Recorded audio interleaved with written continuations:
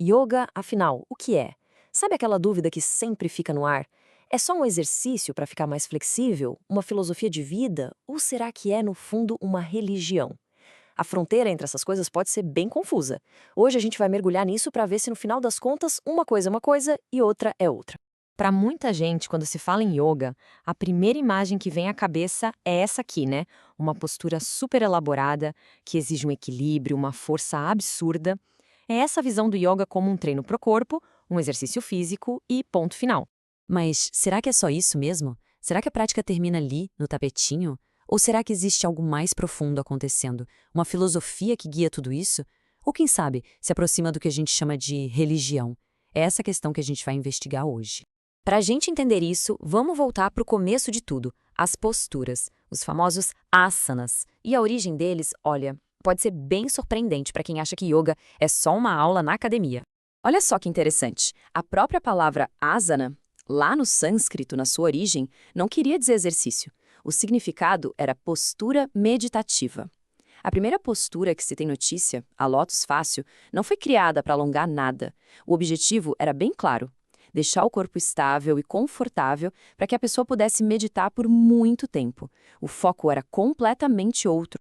E essa jornada é muito bem descrita aqui pelo mestre Dharma Mitra. Ele diz: a maioria das pessoas vem para a aula para melhorar o corpo, mas conforme praticam, começam a pensar mais no espírito. Há uma transição que acontece quase que naturalmente, sabe? A porta de entrada é o corpo, mas o caminho leva para um lugar bem mais fundo. Ok, então se o objetivo final não é só físico, qual é o problema que o yoga se propõe a resolver? E aqui, a gente entra na visão de um dos maiores pioneiros do yoga no Brasil, o professor Hermógenes. Para ele, a resposta está nos males da nossa vida moderna. E ele deu um nome bem direto para isso: a coisa. E a coisa é basicamente aquela doença da vida moderna que todo mundo conhece, né? Ansiedade, estresse, pânico, as neuroses do dia a dia. É aquele mal-estar que fica ali no fundo, que muitas vezes a gente nem sabe direito de onde vem. E os sintomas são bem concretos: coração disparado, falta de ar, pressão alta, insônia, aquela ansiedade que parece vir do nada, sem motivo, e às vezes um desespero que simplesmente paralisa. A coisa não é só uma ideia na cabeça, ela se manifesta no corpo todo. E aqui está o pulo do gato dessa visão. O yoga não se apresenta como um caminho para a salvação divina, no sentido religioso. Ele se apresenta como uma terapia mesmo, uma ferramenta prática para curar essa doença dos nossos tempos. O foco é a saúde, não a salvação. E essa diferença fica ainda mais gritante quando a gente compara a estrutura moral do yoga com a de muitas religiões. Vamos ver o contraste entre pecado e doença. De um lado, a gente tem o conceito de pecado, que é quebrar uma lei divina. Do outro lado, na filosofia yogi, se fala em adharma. Não é um pecado, é um desvio de rota. E a causa desse desvio não é a maldade, e sim a ignorância, o egoísmo. E aí a lógica continua. O contrário de pecado é virtude, certo?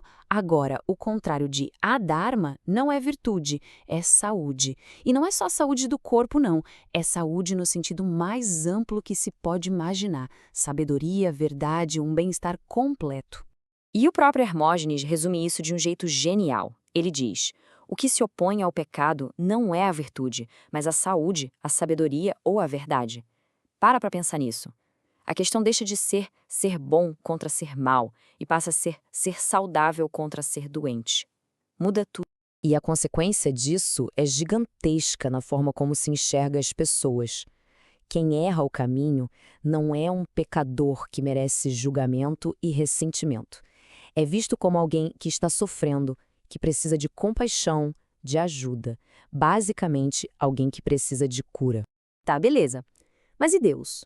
Onde entra o divino nessa história? O yoga fala sobre isso? Fala sim. E a tradição tântrica, que é uma das vertentes do yoga, tem uma perspectiva sobre isso que é no mínimo fascinante. Olha que visão universal! Os textos tântricos dizem que a verdade absoluta tem muitos nomes. É o Parabrahma dos Vedantins, o Pai Celestial dos cristãos, o Alá dos muçulmanos, o Jeová dos judeus, o Nirvana dos budistas, enfim, o Deus de todas as religiões.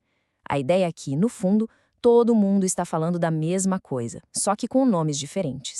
A doutrina de Sakti explica isso de um jeito muito poético. Pensa assim: Shiva é a consciência pura, parada, imutável, e Sakti é o poder dele em movimento, a energia que cria o universo. Então, tudo que a gente vê e sente é uma manifestação do poder e da glória dessa mãe divina, dessa energia criadora. Certo. Então, se o yoga tem uma filosofia moral, tem uma visão sobre o divino, por que ele não é simplesmente uma religião? Onde está a diferença? A resposta parece estar no foco. A grande virada de chave não é no que se acredita, mas no que se pratica. E essa prática integra tudo. Com os asanas, as posturas, a gente trabalha o corpo físico. Com o pranayama, que é o controle da respiração, a gente acessa o corpo sutil, a nossa energia. É uma abordagem que une todas as partes do ser. E essa prática vai muito além do tapete. Existe um conceito-chave chamado tapas.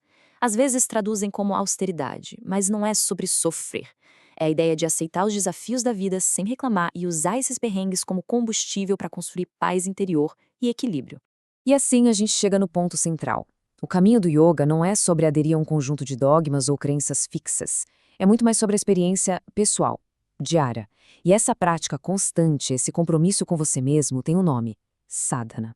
E tudo isso deixa uma grande pergunta no ar, não é? O que define a espiritualidade? É aquilo em que se acredita ou é aquilo que se pratica dia após dia? Para o yoga, a resposta parece estar na prática. E talvez a grande diferença esteja exatamente aí, na ação, na experiência e não apenas na fé. Talvez uma coisa seja acreditar e outra completamente diferente seja praticar.